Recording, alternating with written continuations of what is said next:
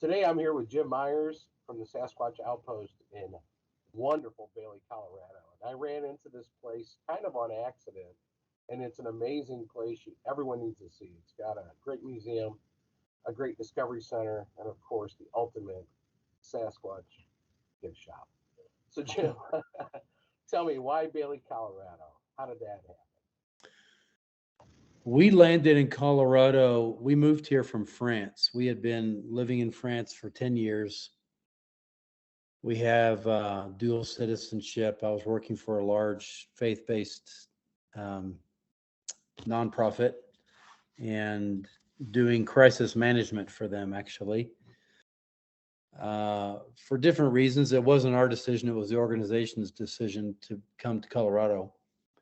But it was perfect for us because I have a sister who lives in Denver already, and we fell in love with Colorado. And while we were in the midst of getting some counseling, we spent a lot of time driving up into the mountains, fishing and just hiking, having a great time. Long story, I won't go into it now, but ended up opening the store in Bailey originally as a country store, mercantile type of deal. We sold groceries and a lot of other um, interesting things. So we were living in Conifer, opening the store in Bailey. The two towns are only about 15 miles apart, and so.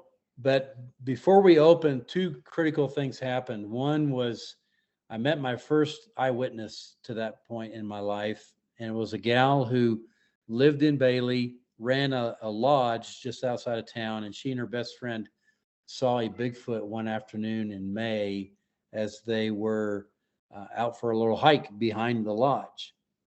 Daytime, two-person sighting, almost impossible to have mistaken identity. And and then so I met with her, had coffee, and about a month after that, Finding Bigfoot came to town to do an episode in Bailey and the Animal Planet show. And so Yeah. um, I went to that airing and I sat in the front row because I wanted to be on TV. And there were about 110 people that showed up with no advertising that I could see anywhere. They just showed up, and maybe six or seven people stood up and told stories about finding Bigfoot or seeing Bigfoot in this area. So that's what kind of, and I was already a Bigfoot enthusiast. So I told my wife, I think there's something here. And I think in the back of our grocery store, we should have a room and dedicated to Bigfoot. Well, that room eventually became the museum, and the groceries became the Bigfoot store. And we never looked back. I mean, it's been, we have grown every single year we've been in business since making that decision, and don't regret it for a minute. That's fantastic. So, did you have any encounters before Finding Bigfoot came to town? You I yourself. didn't, I did not. My first encounter happened, let's see, it was uh, 4th of July weekend, probably about 2013, maybe 14, I think 13. And some a couple of friends had wanted to go out squatching. I didn't know really what I was doing at that point, but told them we would go out together. And there's a lake about 30 minutes, 40 minutes from Bailey called Jefferson Lake, gorgeous mountain lake. There's some campgrounds there. And over a 2 week period, there had been three very dramatic sightings by three different groups of people. No less than three people at a time, up to six people at a time, had seen apparently the same big male Bigfoot. We had a camp host at that time who was a fan of the store, and they would come tell me anytime someone told them about something that happened. So I took these two folks out. We set up a campsite, and then we went out in the woods.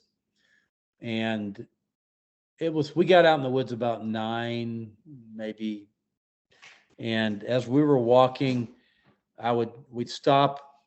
The further we got back in the woods, we'd stop, turn off our lights, and listen. Didn't hear anything. We went further into the woods, sat down, turned off our lights. And this time I started hearing something that sounded like, for lack of a better explanation, sounded like deep, heavy breathing. And I didn't know what it was, but it unnerved me. And so I didn't say anything to this couple. I just said, I think we're good. Let's go back to the truck. So this is about 10:30. So we're walking back, complete silence. I mean, you could not hear, there was no cricket. This is summertime, no crickets, no birds, nothing. It was absolute silent. And I've heard this silence, this resounding silence more than once now. All you could hear was our footsteps on the path. And we got about halfway back. I was first, the gal was second, and Todd was third. And all of a sudden I hear this huge crack behind us, very loud. And I thought Todd had reached up and broken a branch off a tree. It was that loud. So I turned around. We had headlamps on. I turned around and I said, Todd, was that you? And Todd was running back the way we had come from on the trail. I thought, where is he going? And so I ran after him, left the gal, Danny, there by herself, went running after Todd. And as I was catching up to him, I heard another crack, and then I heard a big thud. The two crack sounds, I realize now, were something being thrown against a tree in our direction and hitting the tree very hard. And I finally caught up to Todd, made him stop. And I said, what's going on? And he goes, man, something threw something behind us and hit a tree. And I said, yeah, I heard that. I said, why are you running back down the trail? He goes, I don't know. The first thing that came to my mind, I said, was the first thing that came to my mind to go running in the direction of the sound. But so there's only two things that throw, us and Sasquatch. You have to have an opposable thumb. They had apparently thrown a rock. Had it hit any of us, it would have brained us. I mean, they threw that thing so hard. Both of those cracks were so loud. I've since figured out that they have impeccable aim. They hit what they're aiming at, and thankfully that's not us usually. They're aiming at something near us in an effort to get our attention, and they got our attention that night. And we left the woods, but that was the first encounter I had with something in the woods that was not human. Speaking of that area, have you been back there and had other encounters there, or have you been back there at all to just look? I've been back there scouting. I found lots of tree structures back there. I have been back there with two other people at least one time when we heard talking, and I've heard this many times now. Hear voices ahead of us, thinking that some hikers are coming down the trail in the opposite direction towards us, because you can distinguish voices, but you can't understand what they're saying.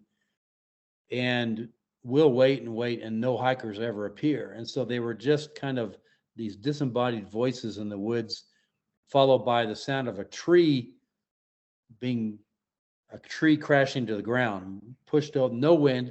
There was no wind that day. So having a tree fall right at that moment is a bizarre experience. And again, experience has now told me that they do this again if they didn't want us to know they were there, they would be completely silent. But the fact that they were talking and then knock a tree down tells me they wanted us to know that they were near. They didn't show themselves that day, but that was in the exact same trail, probably a year, maybe a bit more later after that first encounter. Did you have the store at that time when this happened? Had you already started converting we some had of it? started the store. I'm not sure if we had made the shift entirely to making it a Bigfoot outpost or Sasquatch outpost I think we were still trying to play with selling groceries and doing Bigfoot. And we eventually axed the groceries and went fully into the Sasquatch realm. But I think we had not yet made that shift when I had those two encounters. So moving forward from there, I'm sure you're out in the woods all the time. Yes, You live in one of the most beautiful places I've been. it's gorgeous. It's just gorgeous. Have you like been out on camp camp outings or day outings where weren't really looking for an encounter and still have one? Well, it's interesting. My wife hikes a lot on her own and with me. And when we go on a hike together, her first question is, "Are we hiking or are we squatching?" Right. Because when she's hiking, she's going from point A to point B. When I'm hiking, I'm looking, I'm going off on the side to check something out, and then going off on this side. So it's not nearly as efficient as when she's hiking. So I never just hike. I'm always looking for signs of Sasquatch. If I'm out there on my own, I'll take a lot of time doing that. If I'm hiking with her or someone else, I may stop a few times and say, "Hey, let's just take a quick detour and go look at this tree or investigate this sound, whatever." But yeah, I mean, I encounter, so I can't even think of a time when I've been in the woods in the past 10 years that I was not also listening and watching and looking for something. So Yeah. it's just become part of my life now. Now this might seem like an odd question, but I don't really know you. I've only talked to you a few times. I got a hold of you through visiting your store and your museum. Have you like went on vacation somewhere around the country outside of that area? And obviously, you're always on the hunt. Have you had any other encounters in other places? No, we went to Vancouver a few years ago. We have some friends that live in Vancouver and went on a hike outside of Vancouver. Really interesting area, very different old growth forest compared to here. I mean, so enormous trees, much like you'd find anywhere in the Pacific Northwest. It feels very different. It feels like you would see a Sasquatch at any time. The woods here there's plenty to keep a Sasquatch alive, plenty of food and water and cover, but up there, the trees are larger. You could even imagine a Sasquatch in a tree because they're so huge. Whereas our trees here are generally not that large. So, but we did not have an encounter. Now, I tried to meet up with a fellow up there who I've been told about numerous times, who has had many, many encounters in an area called uh, Rabbit Ears Park, I think is what it's called, but um, could not find him the time I went up there. I'm trying to think if there's anywhere else I've had an encounter other than in Colorado. Um, to be honest, I haven't, other than traveling to speak at conferences and things. Um, I've been in the Pacific Northwest at a conference, and both mornings I was there, I got up at 3 and went driving just to see if I might have a Sasquatch cross the road in an area that it was in the Olympic Peninsula. So there was a good chance I could have. Unfortunately, it didn't help me stay awake during the conference, but I was looking, but I can't think of any time that I've had an encounter other than in Colorado. You brought up an interesting point, though. I found myself, I've always been a person that's camped a lot. I was in explorers growing up. I had a lot of friends that we would go out camping and wildlife areas. And I found myself always looking, Mm-hmm. you know, um, to this day, driving down a For gravel road. Sasquatch or for anything? Yeah, for Bigfoot. Okay. It's, I guess it's either in you in that belief system Yes. or it's not, Yes. So you're always on the lookout. That's really an interesting point. That there's never a normal day that you're out in the woods. There's never a day. No. Other people will go out in the woods and just hike. That's never the case for me. So I don't always tell people that I'm with, that's what I'm doing. But I'm always looking, because especially if it's a new area, there's a lot of areas I'll go hiking here in Colorado that I've been to many times, and I kind of know what's out there in terms of tree structures and things. But um, you're always wondering if you might have an encounter. One of them might step out into the trail, or Yeah. because there's so many stories in Colorado. I mean, Colorado does not have the highest number of sightings, but it's up there in the states in the U.S. So just because we have so much territory here that's vast and unexplored by people, and it's very easy that you can very easily get out into the woods in an area where very likely no one's been there for dozens or hundreds of years, if ever, Yeah. just because there's so much land here that's wilderness. Take it back to the woman who had the story of finding Bigfoot, or before finding Yeah. Bigfoot. You mentioned something. She had a sighting at the lodge. Are you talking about Bailey Lodge there on the creek? Bailey Lodge. Wow. She was back behind Bailey Lodge. Wow, that's really amazing. That And that's, creek's something else. yeah, it is. That's the North Fork of the South Platte River. But that was also where we found the first footprints that we ever discovered that were in the snow going from that river up. It was at the end of the lodge property, but on the lodge property, and the tracks went up from the river. They were 7 to 8 feet each stride, 7 to 8 feet apart, and about 17 inches approximately each footprint. And they were in line, which is, I'd never seen that before. Now I've realized that's often how they walk. And it went up from the creek, up a very steep hill in the snow, didn't miss a step, and then over a fence and then into the woods. We found these tracks, and there was nothing around them. At the time, the snow was completely pristine, no other tracks around it. And many people in Bailey knew about her sighting because of the show and everything. So, of course, when we found these tracks, people were, well, Kate found that was the one that saw Bigfoot, and it just happens that these tracks are at Bailey Lodge. So everyone assumed it was a hoax. I couldn't figure out how someone could hoax it. 7 to 8 feet apart, you'd have to be on stilts, walking in the snow, and not have one sidestep or misstep. I mean, perfect footprints all the way up, going up a steep incline on stilts. I can't imagine anyone doing that. So it was just circumstantial that the Sasquatch had been on that property. Later, other tracks were discovered further away, coming down from the woods to the river. So they had obviously walked along the river and then gone back up on the Bailey Lodge property. But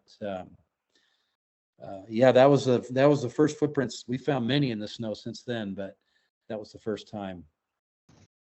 So the Sasquatch Outpost is a dream that we had that combined our interest, both my wife and I, because she's a believer as well, our interest in Sasquatch and a means to make a living, having a store as well.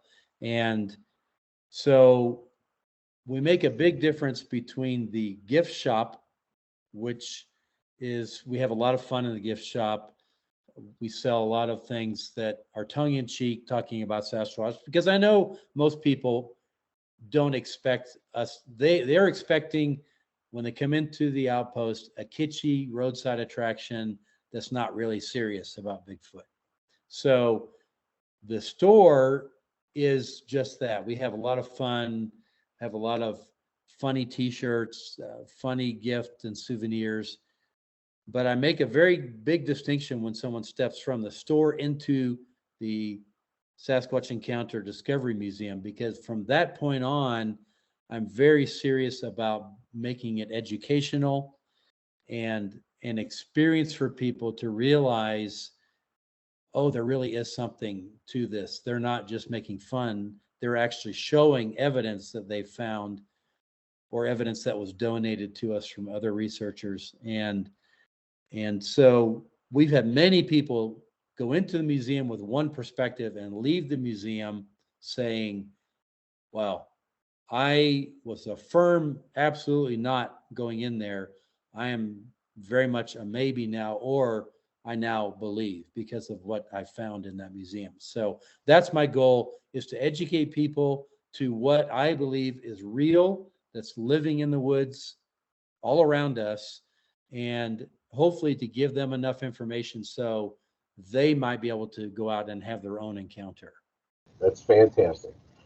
So we're going to continue this discussions down the road as soon as Jim Sure. has more time to schedule stuff. And I hope you all found this interesting as I did. Stay tuned. There's a lot more coming from Sasquatch Outpost.